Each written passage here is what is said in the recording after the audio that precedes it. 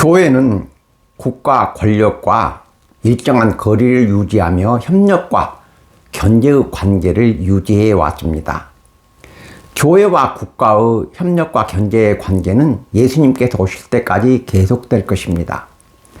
그리스도인은 하나님 나라와 지상의 국가라는 두 국가의 국적을 가지고 있습니다. 그러므로 그리스도인은 하나님 나라의 법도 잘 지켜야 하고 현재 살아가고 있는 국가의 법도 잘 지켜야 합니다.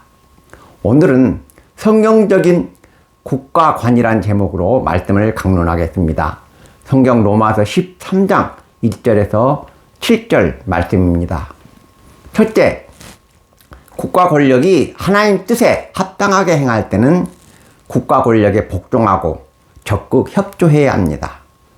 바울 사도는 로마서 13장 1절에서 각 사람은 위에 있는 권세들에게 복종하라.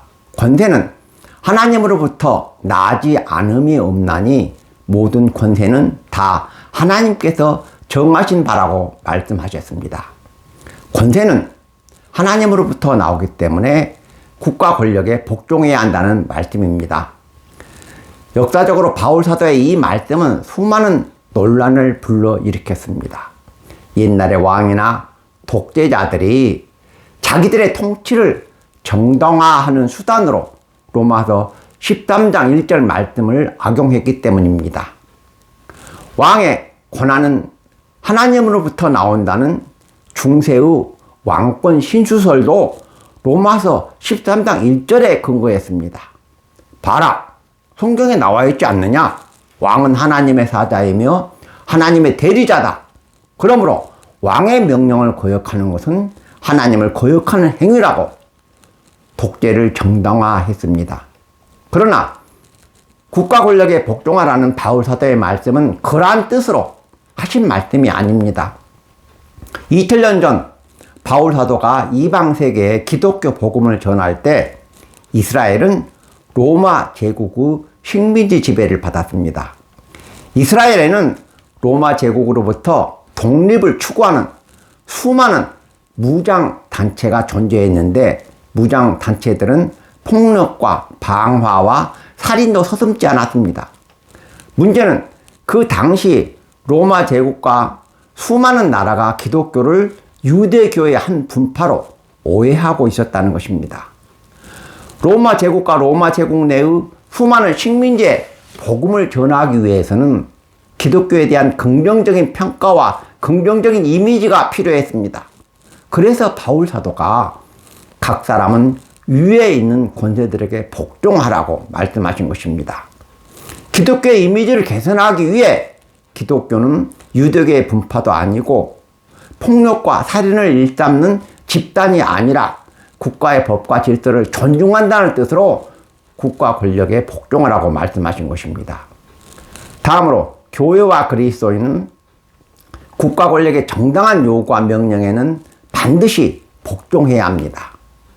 선하고 의로운 국가 권력은 하나님의 사자로 하나님의 뜻을 대행하는 기관이기 때문입니다. 하나님의 특별한 사명을 받아 파송된 일꾼을 하나님의 사자라고 합니다. 그러므로 국가 권력은 하나님의 사자가 되기 때문에 하나님 뜻에 합당하게 행해져야 합니다. 성경은 로마서 13장 4절에서 국가 권력의 사명과 성격에 대해 하나님의 사역자가 되어 선을 베푸는 자라고 정의하고 있습니다. 국가 권력은 하나님의 사역자가 되어 국민을 지켜 보호하고 국가와 국민이 올바른 방향으로 나아가도록 이끌고 인도해야 한다는 말씀입니다. 교회와 그리스도인은 국가의 정당한 요구에는 반드시 복종하고 협조해야 합니다. 국민 100%의 지지와 찬성을 받는 국가는 이 세상 어디에도 존재하지 않습니다. 이해가 상충하고 대립하는 국민의 요구와 사회적 문제를 국가에서 다 해결할 수는 없기 때문입니다. 국가 권력의 가장 큰 책임과 의무는 백성들의 삶의 질을 높이고 백성들이 평안하고 행복하게 살아갈 수 있도록 돌보는 것입니다. 국가 권력의 존재 목적은 백성들이 안전하게 생업에 종사하며 평안한 삶을 살아갈 수 있도록 국방과 치안을 서비스하는 데 있습니다.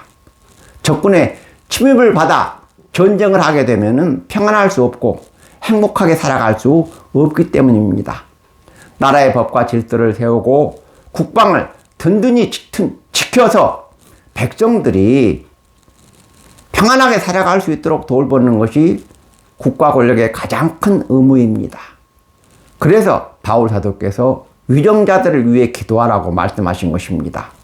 위정자들이 정치를 잘해야 나라가 안정되고 백성들이 평안한 삶을 살아갈 수 있기 때문입니다. 다음으로 국가 권력의 정당한 요구를 거역하면 하나님을 거역하는 죄가 됩니다. 바울 사도는 로마서 13장 2절에서 그러므로 권세를 거스르는 자는 하나님의 명을 거스름이니 거스르는 자들은 심판을 자취하리라고 말씀하셨습니다. 하나님께서는 국가를 세우고 통치자를 세워서 인간과 이 세상을 다스리십니다. 그러므로 국가의 위정자는 하나님의 의회에 임명된 하나님의 사자이며 하나님의 대리자입니다.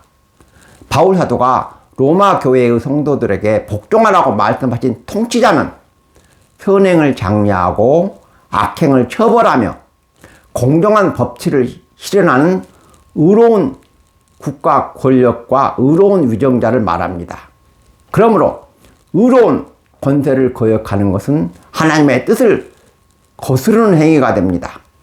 그리스도인은 불신자보다 법과 질서를 잘 지켜야 하며 국가 권력의 정당한 요구에 복종하고 협조해야 한다는 것을 기억하시기 바랍니다. 둘째, 국가 권력이 하나님을 거역하고 국법을 어길 때는 강력하게 투쟁하고 반대해야 합니다. 대통령과 왕과 통치자는 하나님 뜻을 이루라고 하나님께서 파견하신 하나님 나라의 총독입니다. 그러므로 왕이나 대통령이 하나님 뜻에 어긋나는 것을 요구하면 단호하게 반대하고 거부해야 합니다. 세례 요한이 왜 순교를 당했습니까? 헤로드 왕의 불법과 죄악을 책망했기 때문입니다.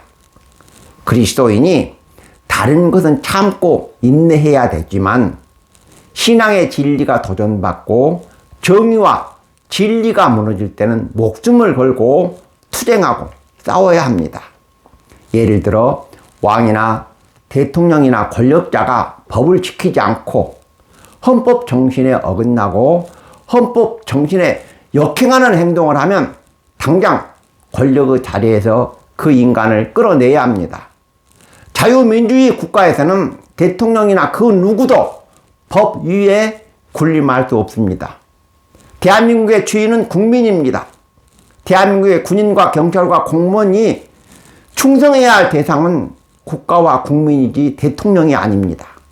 그러므로 대통령과 권력자의 명령이 헌법 정신에 어긋나고 국가와 국민의 안전을 해치는 명령이라면 단호히 거부하고 불복종해야 합니다. 국가 권력이 하나님을 거역하고 헌법에 어긋난 통치를 할 때는 강력하게 투쟁하고 반대해야 한다는 것을 기억하시기 바랍니다. 말씀을 맺겠습니다. 첫째, 국가 권력이 하나님 뜻에 합당하게 행할 때는 국가 권력에 복종하고 협조해야 한다고 말씀드렸습니다. 국가 권력의 정당한 요구에 복종하고 순종하는 것은 민주 시민의 책임과 의무이며 자유인의 이성과 양심입니다. 국가의 정당한 요구와 지시를 따르지 않는 사람은 민주 시민의 자격이 없는 사람으로 자유와 권리를 주장할 자격이 없는 사람이라는 것을 기억하시기 바랍니다. 둘째, 국가 권력이 하나님을 거역하고 헌법의 정신에 위배된 불법을 행할 때는 강력하게 투쟁하고 반대해야 한다고 말씀드렸습니다. 위정자와 국가 권력의 불의와 불법에 침묵하고 지지하는 사람은 지옥의 뜨끈뜨끈한 불구덩이 속에 들어가서 천년만년 살아야 할 사람들입니다. 우리 하나님은 사랑의 하나님이시지만 불의와 불법을 보시면 분노하시는 정의와 공의의 하나님이시기 때문입니다. 국가 권력이 하나님 뜻을 거역하고 불의와 불법을 행할 때는 강력하게 투쟁하고 반대해야 하지만 국가 권력의 정당한 요구에는 협조하고 복종해야 한다고 말씀드렸습니다. 두 눈 부릅뜨고 깨어서 감시하는 투철한 시민의식으로 우리나라와 우리 민족을 올바른 방향으로 이끌어 가시는 성도 여러분이 되시기를 주님의 이름으로 축원합니다. 아멘.